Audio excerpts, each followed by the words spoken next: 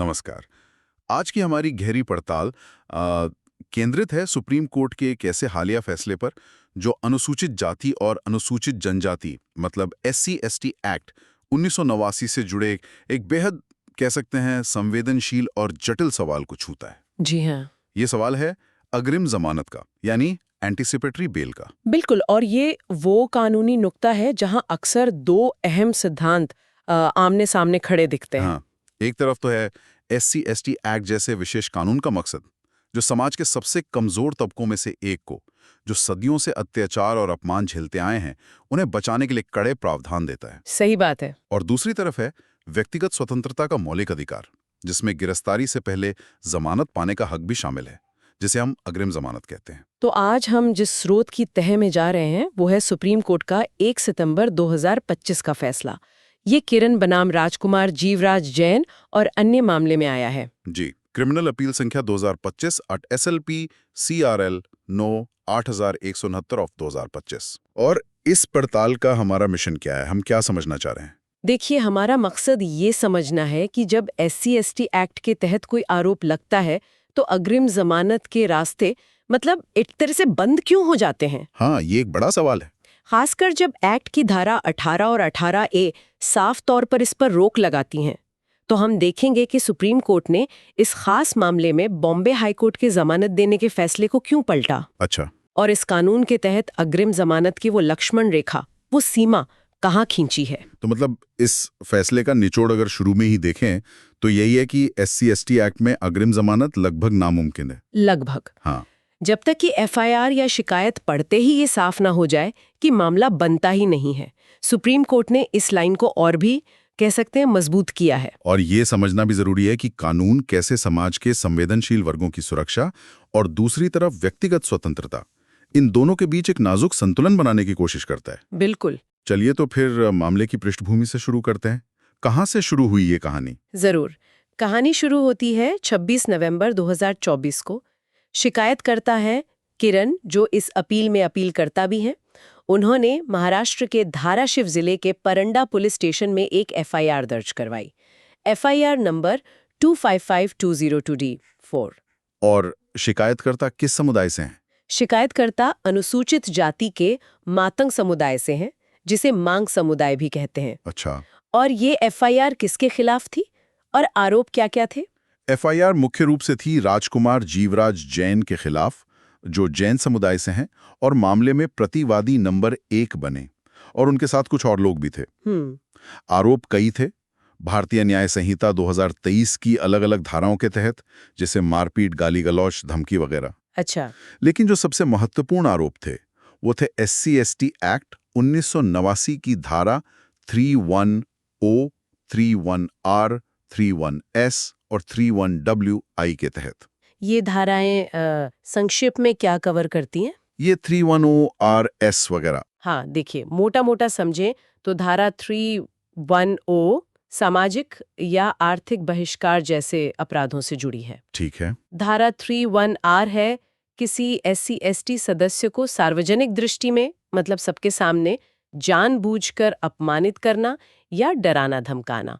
31S है किसी सार्वजनिक स्थान पर जाति के नाम से गाली देना या अपमानित करना। और 31WI है SC/ST समुदाय की किसी महिला सदस्य पर हमला करना या बल प्रयोग करना या उसके शील को भंग करने के इरादे से कुछ करना। समझ गया। तो काफी गंभीर धाराएं हैं ये। FIR में घटना कैसे बताई गई थी? क्या हुआ था असल में? FIR के मुताबिक घटना हुई 25 नवंबर 2024 की सुबह करीब 11:20 बजे।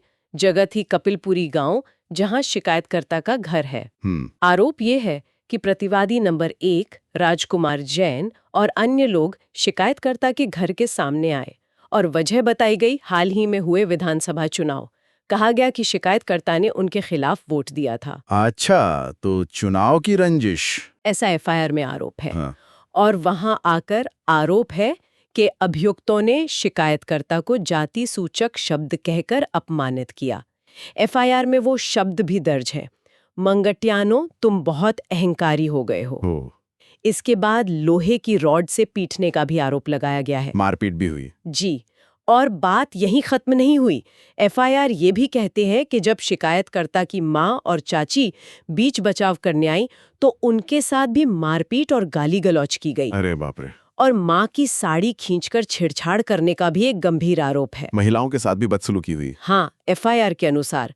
और घर का सामान तोड़ने और घर जलाने की धमकी देने का भी जिक्र है।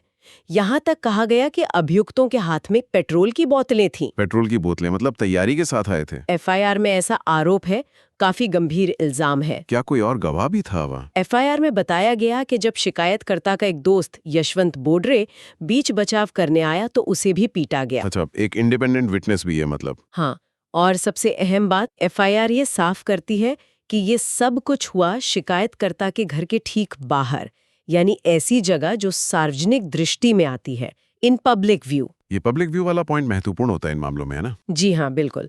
धारा 31R और S के लिए ये जरूरी है। तो ठीक है, एफआईआर दर्ज हुई, मामला अदालतों में गया होगा जमानत के लिए। पहले निचली अदालत मतलब सेशंस कोर्ट का क्या रुख रहा? हाँ, जब प्रतिवादी नंबर 1 राजकुमार जैन ने अग्रिम जमानत के लिए अर्जी दी तो एडिशनल सेशंस जज परांडा ने उसे खारिज कर दिया। क्या कारण बताया जज साहब ने? जज साहब का मानना था कि एफआईआर में जाति सूचक गाली का साफ जिक्र है, मारपीट और दूसरे आरोप भी हैं। एक स्वतंत्र गवाह यशवंत बोडरे का भी बयान है। इन सबको मिलाकर उन्होंने माना कि SC/ST एक्ट के तहत प्रथम दृष्टया मतलब प्राइमा फेसी मामला बनता है। और जहां प्राइमा फेसी मामला बनता है, बिल्कुल, जहां प्रथम दृष्टया मामला बनता है वहां एक्ट की धारा 18 और 18A के तहत अग्रिम जमानत नहीं दी जा सकती। तो सेशंस कोर्ट ने जमानत याचिका खारिज कर दी। लेकिन कहानी यहाँ खत्म नहीं हुई, मामला हाईकोर्ट गया होगा फिर। जी हाँ, राजकुमार जैन ने बॉम्बे हाईकोर्ट की औरंगाबाद बेंच में अपील की और यहाँ कह सकते हैं कहानी थोड़ी पलट गई। पलट गई मतलब ये कि हाईकोर्ट ने सेशंस कोर्ट के फैसले को रद्द कर दिया और राजकुमार जैन को अग्रिम जमानत दे दी। अरे, ये कैसे हुआ? हाईकोर्ट ने जमानत देने का क्या आधार बताया? सेशंस कोर्ट से अलग क्या दिखा उन्हें? हाईकोर्ट ने अपने आदेश में कुछ कारण दिए थे।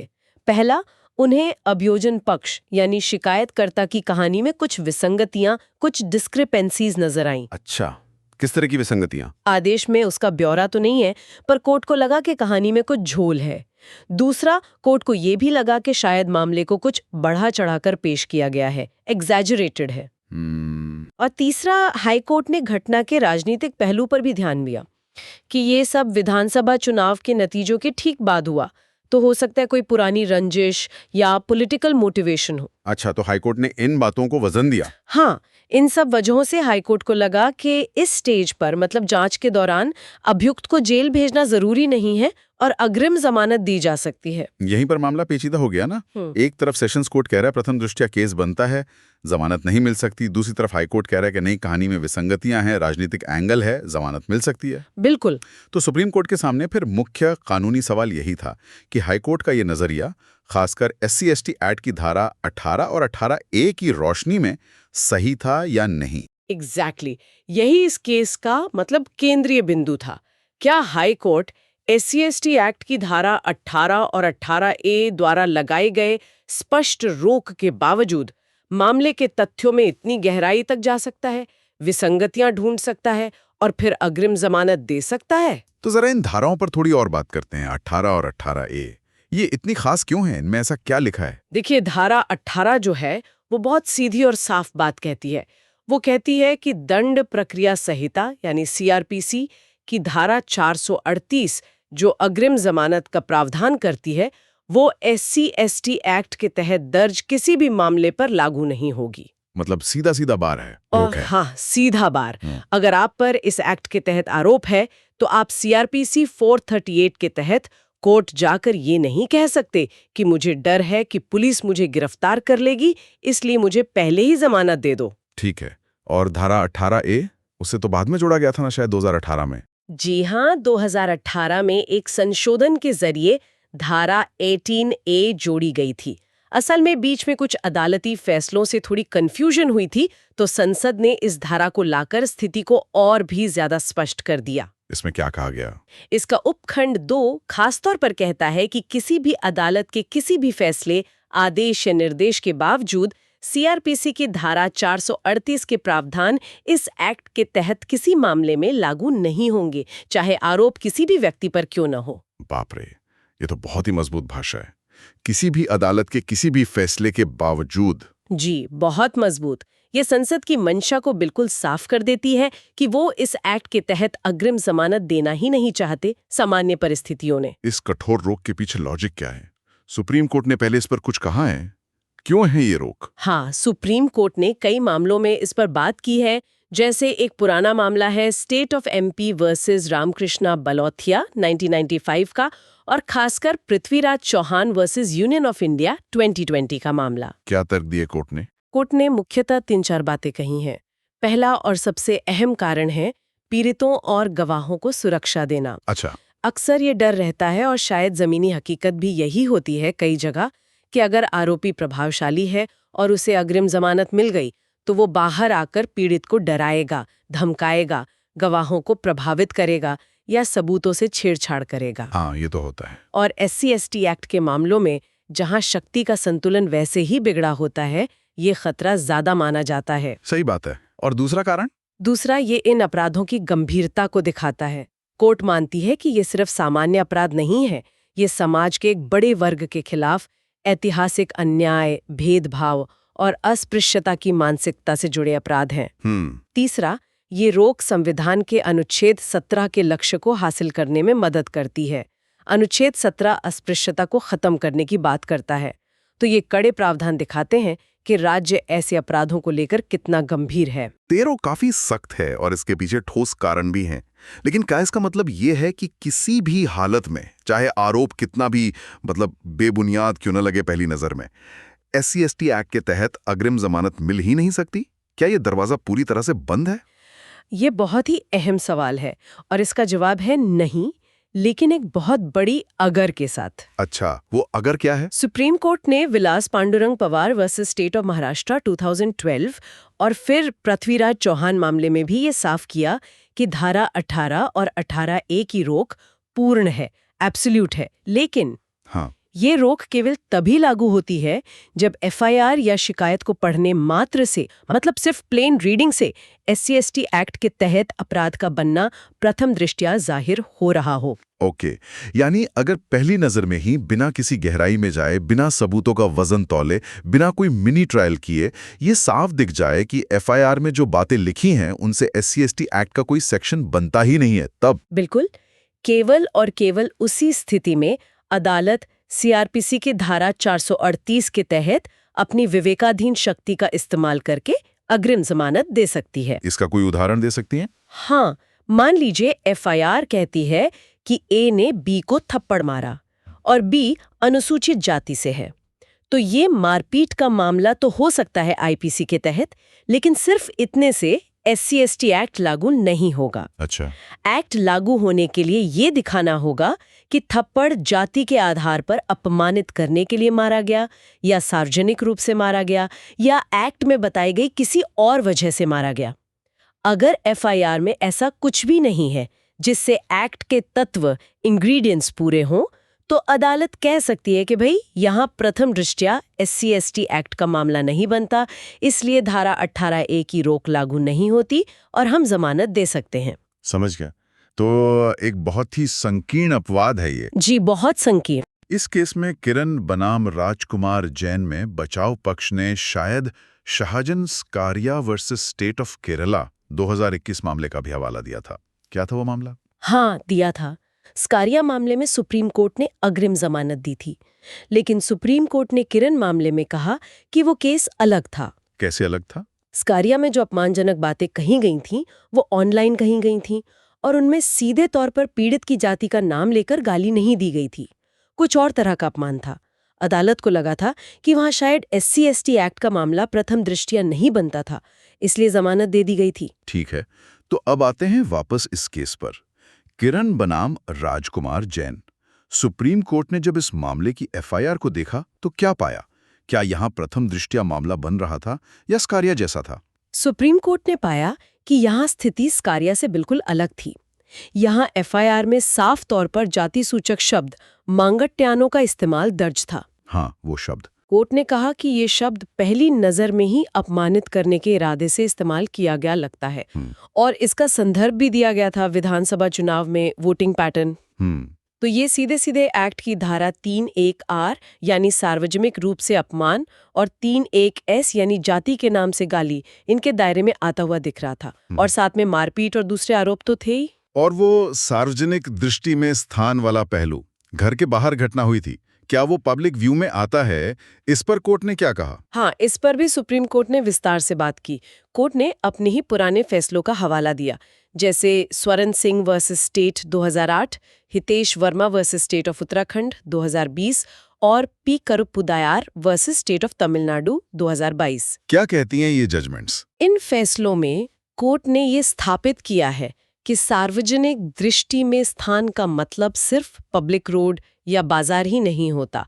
अगर कोई घटना किसी घर के लॉन में, बरामदे में या ऐसे हिस्से में होती है जो बाहर से दिखता है, जैसे सड़क से या पड़ोसियों के घर से, तो वो भी सार्वजनिक दृष्टि में माना जाएगा। अच्छा।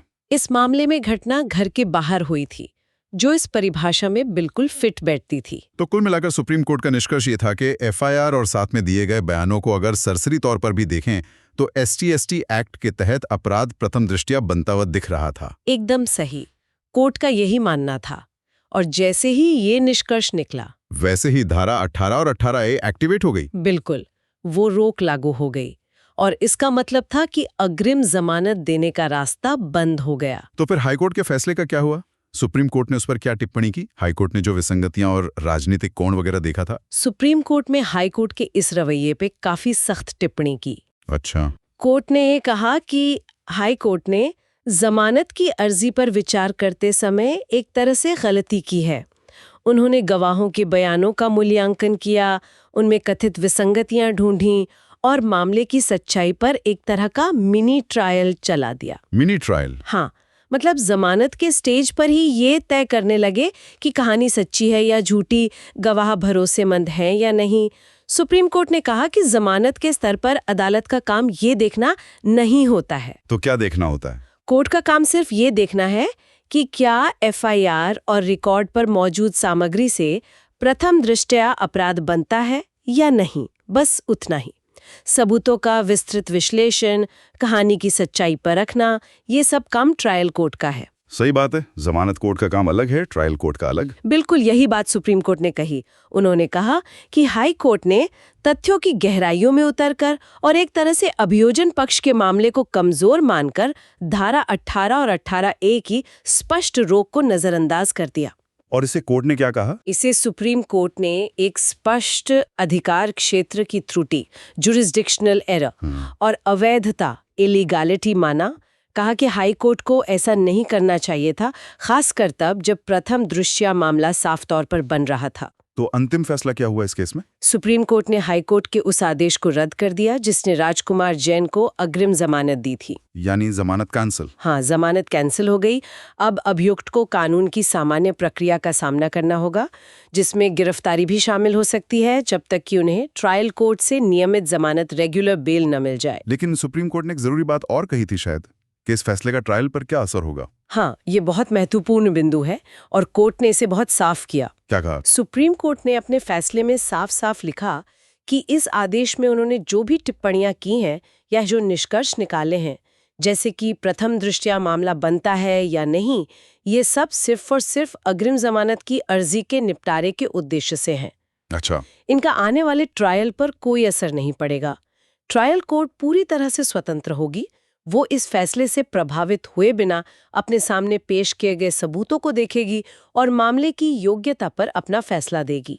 ये बहुत जरूरी क्लैरिफिकेशन है, क्योंकि जमानत के स्तर का प्राइमा फेसी व्यू और ट्रायल के स्तर का प्रूफ बियॉन्ड रीजनेबल सबूत, ये दो अलग अलग चीजें हैं। बिल्कुल अलग, और दोनों के लिए सबूत का स्टैंडर्ड भी अलग होता है। तो अगर हम इस पूरी चर्चा को आप समेटें तो श्रोताओं के लिए मुख्य निष्कर्ष क्या है, की टेकअवेज क्या है इस मामले से? देखिए, सबसे बड़ा सबक तो यही है कि SC/ST एक्ट के तहत अग्रिम जमानत पर जो रोक लगी है धारा 18 और 18A के तहत, वो बेहद सख्त है। इसे हल्के में नहीं लिया जा सकता। ये लगभग एक पूर्ण रोक है। हाँ, लगभग पूर्ण, क्योंकि वो जो एक बहुत संकरी खिड़की खुली है, वो कब खुलती है? वो सिर्फ तब खुलती है जब एफआईआर या शिकायत को सिर्फ पढ़ने भर से, बिना किसी किंतु परंतु के, बिना कोई बाल की खाल निकाले, ये साफ हो जाए कि SC/ST एक्ट का कोई अपराध बनता ही नहीं है।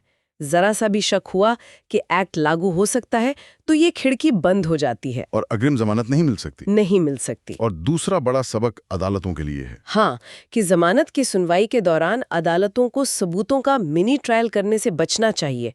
उन्हें सिर्फ प्रथम दृष्टया मामला देखना है, कहानी की सच्चाई या झूठ का फैसला ट्रायल पर छोड़ देना चाहिए। सही है। अब ये बताएं कि सुनने वालों के लिए इस मामले की प्रासंगिकता क्या है, उन्हें इससे क्या समझना चाहिए, ये उनकी जिंदगी से कैसे जुड़ता है? देखिए, ये मामला हमें दिखाता है कि कैसे हमारे देश में विशेष कानून जैसे SC/ST एक्ट समाज के उन वर्गों को सुरक्षा कवच देने के लिए बनाए गए हैं जो ऐतिहासिक रूप से उत्पीड़न और भेदभाव का शिकार रहे हैं। और ये दिखाता है कि इन कानूनों में कितने कठोर प्रावधान हो सकते हैं ताकि उनका उद्देश्य पूरा हो सके। और साथ ही ये भी दिखाता है कि कैसे हमारी न्यायपालिका इन कठोर प्रावधानों की व्याख्या करते समय दूसरी तरफ जो व्यक्तिगत स्वतंत्रता का मौलिक अधिकार है उसके साथ संतुलन बनाने की लगातार कोशिश करती है। जी हाँ, ये संतुलन साधना हमेशा आसान नहीं होता। और ऐसे फैसले हमें कानून के व्यवहारिक अनुप्रयोग को, उसकी जटिलताओं को समझने में मदद करते हैं। ये दिखाते हैं कि कानून किताबों में कैसा दिखता है और जमीन पर कैसे काम करता है। बिल्कुल, ये कानून समाज और न्याय के बीच जो एक निरंतर संवाद चलता रहता है उसका एक जीता जागता उदाहरण है। चलिए अब श्रोताओं को एक विचार के साथ छोड़ते हैं जिस पर वो इस चर्चा के बाद शायद सोच सकें। जी, सुप्रीम कोर्ट ने ये तो साफ कर दिया कि उसके निष्कर्ष सिर्फ जमानत के लिए प्रथम दृष्टया हैं और ट्रायल पर असर नहीं डालेंगे। हाँ, लेकिन याद करें, हाई कोर्ट ने शुरू में अभियोजन पक्ष की कहानी में कुछ विसंगतियां पाई थीं। भले ही सुप्रीम कोर्ट ने उस आधार को जमानत के लिए सही नहीं माना। ये बात सही है। अब जब मामला ट्रायल में जाएगा, जहां स्टैंडर्ड ऑफ प्रूफ प्रथम दृष्टया से कहीं ज्यादा ऊंचा होता है, वहां अभियोजन पक्ष को अपना केस उचित संदेह से परे, बियॉन्ड रीजनेबल डाउट, साबित करना होता है। हाँ, जो कि काफी मुश्किल होता है। तो सवाल ये उठता है कि उन शुरुआती विसंगतियों या बचाव पक्ष के तर्कों, जैसे कि राजनीतिक रंजिश का एंगल था, को पूरी तरह खारिज करने और इन गंभीर आरोपों को अंतिम रूप से उचित संदेह से परे साबित करने में अभियोजन पक्ष के सामने क्या व्यावहारिक चुनौतियां आ सकती हैं? ये वाकई एक विचारणीय प्रश्न है। ये हमें याद दिलाता है कि कानूनी प्रक्रिया के हर चरण का अपना महत्व है और सबूतों को परखने का पैमाना भी बदलता रहता है। जमानत मिलना या न मिलना ये अंतिम फैसला नहीं होता। बिल्कुल, असली परीक्षा तो ट्रायल में होती है। सही कहा। इसी विचार के साथ आज की ये गहरी पड़ताल यहीं समाप्त करते हैं। धन्यवाद। धन्यवाद।